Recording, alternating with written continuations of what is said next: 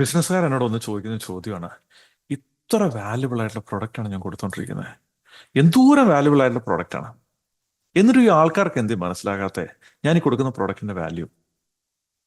അവിടെ എൻ്റെ ആൻസർ ഇതാണ്: നിങ്ങളെക്കുറിച്ച് നിങ്ങളുടെ അമ്മ മാത്രമേ കെയർ ചെയ്യുന്നുള്ളൂ, അച്ഛനും.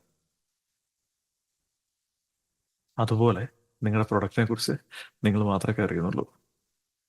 നിങ്ങളുടെ പ്രോസ്പെക്ട്സ്, നിങ്ങളുടെ കസ്റ്റമേഴ്സ് നിങ്ങളുടെ പ്രൊഡക്റ്റ് അല്ല വാങ്ങുന്നത്.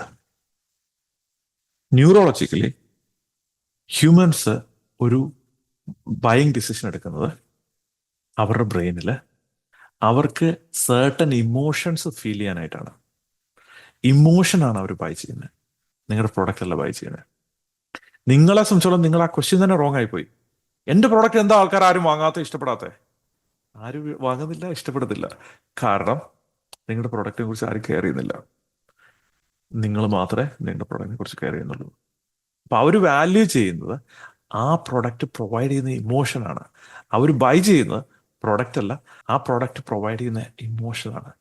അപ്പൊ നിങ്ങളുടെ പ്രൊഡക്റ്റിനെ അവർക്ക് ഫീൽ ചെയ്യേണ്ട emotion, whether it is happiness, അല്ലെങ്കിൽ ജോയ്, അല്ലെങ്കിൽ എക്സൈറ്റ്മെന്റ്, അല്ലെങ്കിൽ ആങ്കർ, എന്തെങ്കിലും ഒരു ഇമോഷനുമായിട്ട് നിങ്ങൾ കണക്ട് ചെയ്യുവാണെങ്കിൽ, അവർക്ക് വേണ്ട ഒരു ഇമോഷൻ അല്ലെങ്കിൽ വേണ്ടാത്ത ഒരു ഇമോഷൻ അവോയ്ഡ് ചെയ്യാൻ പറ്റുന്നതുമായിട്ട് കണക്ട് ചെയ്യുവാണെങ്കിൽ നിങ്ങളുടെ പ്രൊഡക്റ്റിനെ അവർ വാല്യൂ ചെയ്യും. അപ്പോഴും നിങ്ങളുടെ പ്രൊഡക്റ്റിനെ അല്ല അവർ വാല്യൂ ചെയ്യുന്നത്, വാല്യൂവിനെയാണ്. എന്തോന്നിനെ വാല്യൂ ചെയ്യുവാണ്? ഏതോ ഇമോഷനെ വാല്യൂ ചെയ്യുവാണ്. അവർ വാല്യൂ ചെയ്യുന്ന ഇമോഷനാണ്, അതാണ് നിങ്ങളുടെ പ്രൊഡക്റ്റിലൂടെ അവർക്ക് കിട്ടുന്നത്.